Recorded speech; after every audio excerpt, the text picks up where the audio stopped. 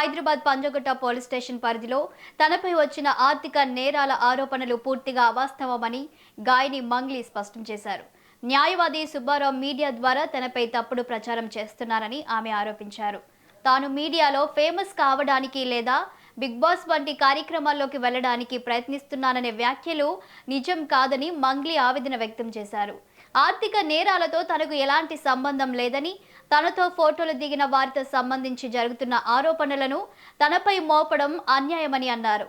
తన కుటుంబాన్ని కూడా ఈ వివాదంలోకి లాగడం బాధాకరమని పేర్కొన్న ఆమె తప్పుడు ఆరోపణలపై ఎక్కడైనా చర్చకు సిద్ధమని తెలిపారు. అలాగే ఈ తరహా ఆరోపణలు కొనసాగితే చట్టపరంగా ముందుకు వెళ్తామని హెచ్చరించారు. ఇలాంటి తప్పుడు ప్రచారంపై న్యాయవాది సుబ్బారావుపై పంజగుట్ట పోలీస్ స్టేషన్లో ఫిర్యాదు చేసినట్లు తెలిపారు. నిజాలు నిర్ధారించకుండా వార్తలు ప్రసారం చేయడం వల్ల తనకు మానసిక ఆవేదన కలుగుతుందని మంగ్లీ పేర్కొన్నారు.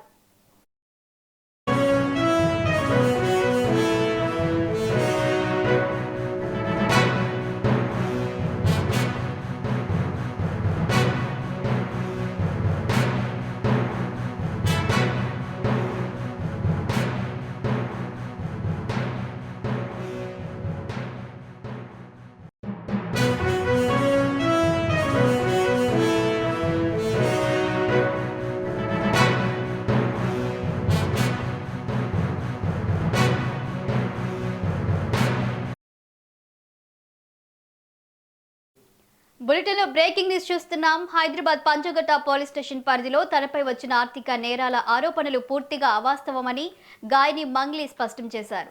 న్యాయవాది సుబ్బారావు మీడియా ద్వారా తనపై తప్పుడు ప్రచారం చేస్తున్నారని ఆమె ఆరోపించారు. తాను మీడియాలో ఫేమస్ కావడానికి లేదా బిగ్ బాస్ వంటి కార్యక్రమాల్లోకి వెళ్లడానికి ప్రయత్నిస్తున్నాననే వ్యాఖ్యలు నిజం కాదని మంగ్లీ ఆవేదన వ్యక్తం చేశారు. ఆర్థిక నేరాలతో తనకు ఎలాంటి సంబంధం లేదని, తనతో ఫోటోలు దిగిన వారితో సంబంధించి జరుగుతున్న ఆరోపణలను తనపై మోపడం అన్యాయమని అన్నారు. తన కుటుంబాన్ని కూడా ఈ వివాదంలోకి లాగడం బాధాకరమని పేర్కొన్న ఆమె తప్పుడు ఆరోపణలపై ఎక్కడైనా చర్చకు సిద్ధమని తెలిపారు. అలాగే ఈ తరహా ఆరోపణలు కొనసాగితే చట్టపరంగా ముందుకు వెళ్తామని హెచ్చరించారు. ఇలాంటి తప్పుడు ప్రచారంపై న్యాయవాది సుబ్బారావుపై పంజగుట్ట పోలీస్ స్టేషన్లో ఫిర్యాదు చేసినట్లు తెలిపారు. నిజాలు నిర్ధారించకుండా వార్తలు ప్రసారం చేయడం వల్ల తనకు మానసిక ఆవేదన కలుగుతుందని మంగ్లీ పేర్కొన్నారు. నేను ఒక ఆడపిల్లని, దయచేసి చెప్తున్నా, ఇందులో నా ఇన్వాల్వ్మెంట్ ఉంటే మళ్ళీ చెప్తున్నా, మీరు ఏం చేసినా నేను పడ్డానికి సిద్ధం, నేను ఎక్కడికైనా వస్తాను.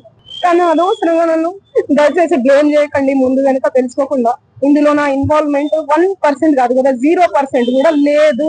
ఆయన జస్ట్ ఫేమస్ అవ్వడం కోసమే నాతో మాట్లాడాడు కూడా. నువ్వు వస్తేనే నేను మాట్లాడతాను అని చెప్పి ప్రతి ఒక్కరిని కూడా ఆయన అట్లనే అప్రోచ్ అవుతున్నారు. సెలబ్రిటీస్ ని నేను కనుక్కున్నాను కూడా, ప్రతి ఒక్క సెలబ్రిటీ ఇదే చెప్తున్నారు. రిటర్న్ డబ్బులు ఇచ్చి మరీ ఇంటర్వ్యూ చేయించుకుంటారట. ఆయన అంత పిచ్చి ఉంది ఆయనకి. ఆయన ముందు వీడియోలు వినండి. అండ్ ఈ కేసు సిఐడిలో ఆల్రెడీ నడుస్తుంది, 1 year నుంచి నడుస్తుంది. 3 years నుంచి వాళ్ళు ఈ దందా నడిపిస్తున్నారంట. వాళ్ళందరూ కూడా బాలాజీ నాయక్, మధు నాయక్, ఇంకెవరెవరో, హేమకాంత్ రెడ్డి, ఇంకోరు ఎవరెవరో ఉన్నారు. వాళ్ళంతా గొలుసు కట్టులా ఉన్నారు. వాళ్ళు నాకు అసలు తెలియదు. అన్యం పుణ్యం ఎరగని మమ్మల్ని, నన్ను, నా ఫ్యామిలీని దయచేసి రోడ్డు కేసి మీడియా మిత్రులారా నేను మళ్ళీ చెప్తున్నాను, న్యాయం ఎవరి వైపు ఉంటే వాళ్ళ వైపు ఉండండి. దయచేసి నేను ఒక ఆడపిల్లని, దయచేసి చెప్తున్నా, ఇందులో నా ఇన్వాల్వ్మెంట్ ఉంటే మళ్ళీ చెప్తున్నా, మీరు ఏం చేసినా నేను పడ్డానికి సిద్ధం, నేను ఎక్కడికైనా వస్తాను. కానీ అనవసరంగా నన్ను దయచేసి బ్లేమ్ చేయకండి. ముందు వెనుక తెలుసుకోకుండా ఇందులో నా ఇన్వాల్వ్మెంట్ 1% కాదు కదా, 0% కూడా లేదు. ఆయన జస్ట్ ఫేమస్ అవ్వడం కోసమే నాతో మాట్లాడాడు కూడా. నువ్వు వస్తేనే నేను మాట్లాడతాను అని చెప్పి ప్రతి ఒక్కరిని కూడా ఆయన అట్లనే అప్రోచ్ అవుతున్నారు.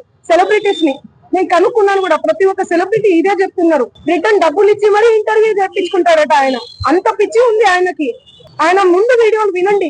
అండ్ ఈ కేసు సిఐడిలో ఆల్రెడీ నడుస్తుంది, 1 year నుంచి నడుస్తుంది. 3 years నుంచి వాళ్ళు ఈ దందా నడిపిస్తున్నారంట. వాళ్ళందరూ కూడా బాలాజీ నాయక్, మధు నాయక్, ఇంకెవరెవరో, హేమకాంత్ రెడ్డి, ఇంకోరు ఎవరెవరో ఉన్నారు. వాళ్ళంతా గొలుసు కట్టులా ఉన్నారు. వాళ్ళు నాకు అసలు తెలియదు. అన్యం పుణ్యం ఎరగని మమ్మల్ని, నన్ను, నా ఫ్యామిలీని దయచేసి రోడ్డు కేసి మీడియా మిత్రులారా నేను మళ్ళీ చెప్తున్నాను, న్యాయం ఎవరి వైపు ఉంటే వాళ్ళ వైపు ఉండండి. దయచేసి